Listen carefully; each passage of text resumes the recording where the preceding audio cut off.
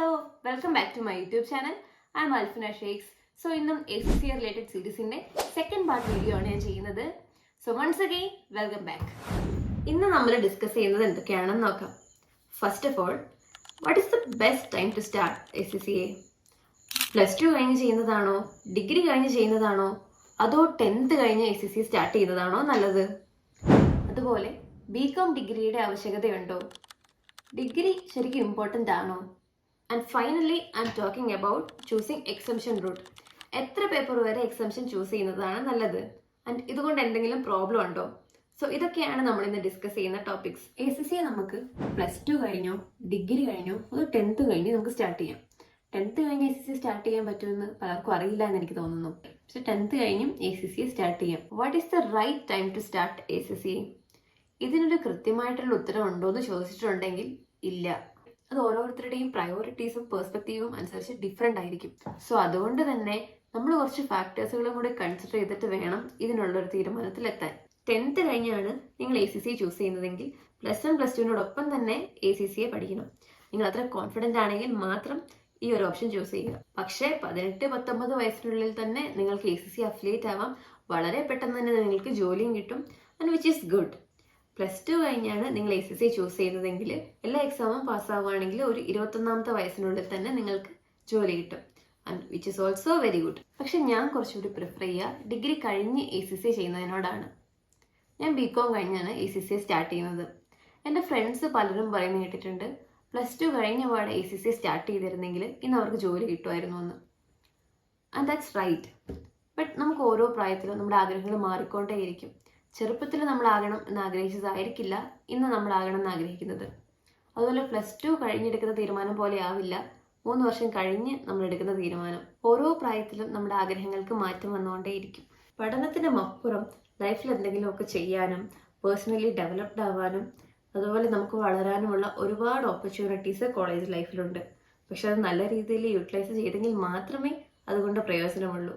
ഒരുപാട് skills develop ചെയ്യാനും events organise ചെയ്യാനും തെറ്റുകളിൽ നിന്ന് പഠിക്കാനും കുറേ കാര്യങ്ങൾ ഒറ്റയ്ക്ക് മാനേജ് ചെയ്യാനും നല്ല സൗഹൃദങ്ങൾ ഉണ്ടാക്കിയെടുക്കാനും college life is the best choice. ഈ ഒരു കാലഘട്ടം ഇപ്പോൾ കിട്ടിയില്ലെങ്കിൽ ചിലപ്പോൾ ഒരു റിഗ്രറ്റ് ഉണ്ടാവാം. അത് മാത്രമല്ല, ഏതെങ്കിലും സാഹചര്യത്തിൽ ACCA പോലുള്ള ഈ പ്രൊഫഷണൽ കോഴ്സ് ഡ്രോപ്പ് ചെയ്യേണ്ട സാഹചര്യം ഉണ്ടായെങ്കിൽ പോലും ഡിഗ്രി നമ്മുടെ കയ്യിലുണ്ടാവും. നിങ്ങളുടെ ലൈഫിലെ സാഹചര്യങ്ങൾ അനുവദിക്കുകയാണെങ്കിൽ ജോലി ഒരു 23-24 വയസ്സിൽ മതിയെങ്കിൽ ലൈഫ് കുറച്ചുകൂടെ ലൈറ്റായി എൻജോയ് ചെയ്ത് പോകണം എന്ന് ആഗ്രഹിക്കുന്നെങ്കിൽ മാത്രം ഈ ഒരു ഓപ്ഷൻ ചൂസ് ചെയ്യുക. ഇങ്ങനൊരു അഭിപ്രായം നിങ്ങൾക്ക് ഉണ്ടാവണമെന്നില്ല, ഇതെൻ്റെ മാത്രം അഭിപ്രായമാണ്. നിങ്ങൾ തന്നെ ഒരു വൈസ് ഡിസിഷൻ എടുക്കുക. എപ്പോൾ ACCA സ്റ്റാർട്ട് ചെയ്താലും സ്റ്റഡീസിന് തന്നെ പ്രയോറിറ്റി കൊടുക്കുക. രണ്ടാമത്തെ കാര്യം നമ്മൾ ഡിസ്കസ് ചെയ്യുന്നത് ഡിഗ്രി ഇമ്പോർട്ടൻ്റ് ആണോ? Yes, it is. ഇന്ന് വരുന്ന മിക്ക പ്ലേസ്മെൻറ്റ് ഓപ്പർച്യൂണിറ്റീസിലും ACCയോടൊപ്പം തന്നെ BComഉം ഒരു എലിജിബിലിറ്റി ക്രൈറ്റീരിയ ആണ്. ഇന്ന് എംപ്ലോയേഴ്സ് കൂടുതലും ഹയർ ചെയ്യുന്നത് ACCയോടൊപ്പം തന്നെ BComഉം ഉള്ളവരെയാണ്. ACCA പഠിക്കുന്ന കൂട്ടത്തിൽ തന്നെ നമുക്ക് ഡിഗ്രിയും ചെയ്യാം.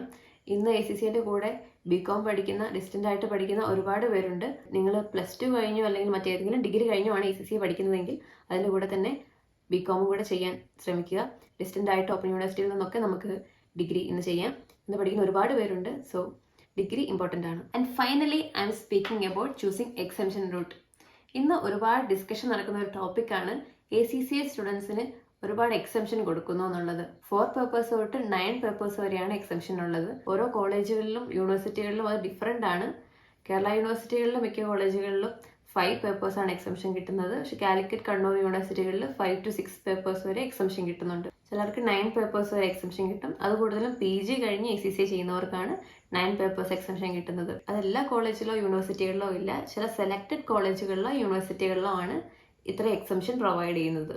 എത്ര പേപ്പർ എക്സംഷൻ കിട്ടിയാണ് നിങ്ങൾ ACCA പാസ്സാവുന്നത് എന്നതിൽ ഒരു പ്രസക്തിയുമില്ല. ഇപ്പോൾ 9 പേപ്പേഴ്സ് എക്സംഷൻ കിട്ടിയാലും ഫൈനൽ 4 പേപ്പേഴ്സ് എഴുതി തന്നെ പാസ്സാവണം. ഫൈനൽ 4 പേപ്പേഴ്സ് പാസ്സാവണമെങ്കിൽ നിങ്ങൾക്ക് ഇതിന് മുന്നേയുള്ള പേപ്പേഴ്സിൻ്റെ നോളജ് ഉണ്ടായിരിക്കണം. അതുപോലെ തന്നെ ഫ്യൂച്ചറിൽ നിങ്ങൾ ജോലി ചെയ്യുവാണെങ്കിലും ഈ പേപ്പേഴ്സിൻ്റെ നോളജ് നിങ്ങൾക്കുണ്ടായിരിക്കണം. സോ നോളജ് ഉണ്ടായിരിക്കുക എന്നതിലാണ് ഇമ്പോർട്ടൻ്റ്, അല്ലാതെ എത്ര പേപ്പർ എക്സംഷൻ കിട്ടുന്നു എന്നതല്ല. നിങ്ങൾ ഒരു ACCA സ്റ്റുഡൻ്റ് ആണെങ്കിൽ നിങ്ങൾ ഡിഗ്രി കഴിഞ്ഞാണ് ACCA ചെയ്യുന്നതെങ്കിൽ നിങ്ങൾക്ക് എത്ര പേപ്പർ എക്സംഷൻ കിട്ടിയെന്ന് കമൻറ്റ് ചെയ്യാം. So that's it for today. If you have any doubt you can ask me in the comment box. ഈ വീഡിയോ ആവശ്യമാണെന്ന് തോന്നുന്ന നിങ്ങളുടെ ഫ്രണ്ടിന് ഈ വീഡിയോ തീർച്ചയായും ഷെയർ ചെയ്യാം. Thank you for watching. By.